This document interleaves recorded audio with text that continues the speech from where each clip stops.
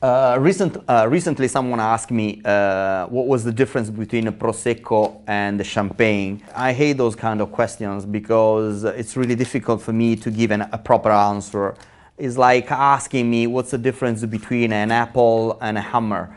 Or I don't know, I don't even compare them. You know, Prosecco and Champagne are two different type of wines coming from two different regions.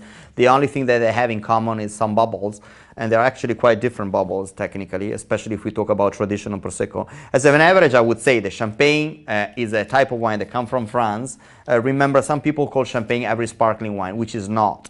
Champagne is a specific type of a region that is coming from 20 kilometers east of Paris, that goes from Reims down to Troyes, 120 miles, really vast region. There are more than 9,000 winemakers that make Champagne, and I would say a lot of them are really bad.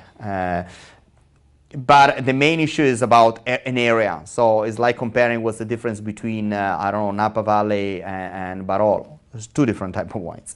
The bubbles also are obtained in a different way, especially we talk about, metodo classico, champenoise.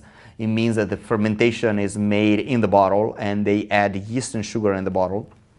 And that's how you get the sparkling in the bubbles and so on.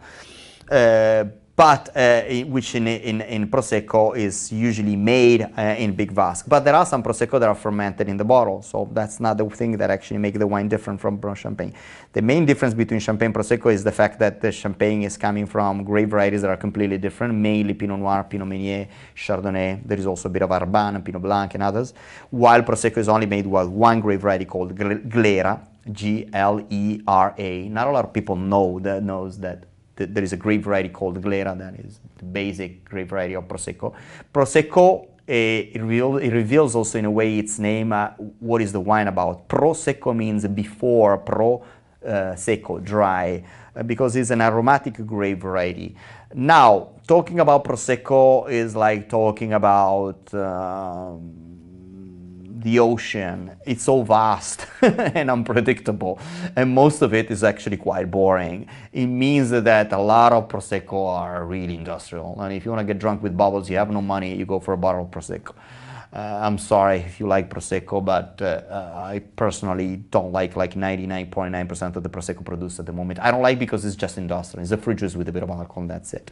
While there are some few niche market produced type of Prosecco in the upper hills of Valdobbiadene, which is a beautiful wine region, by the way, where they make, in my opinion, a really, really interesting type of wine that is much better than any bad imitation of Champagne. Because it's not just a cheesy sparkling, it's actually quite dry, goes a bit against the name of Prosecco itself, and it's not filtered, and it's fermented in the bottle, but in a different way from Champagne, because it's fermented without adding any yeast. It's called the metodo ancestrale. They just bottle the wine with a bit of a most, or the wine that is not completely fermented. And most of the time are not even filtered, these bottles, so they look a bit blurred. Which might be a bit disturbing if you if you are not used to them. I personally really like, because there is a thickness, a bit of a yeast at the end, kind of something in between wine and beer experience that I love.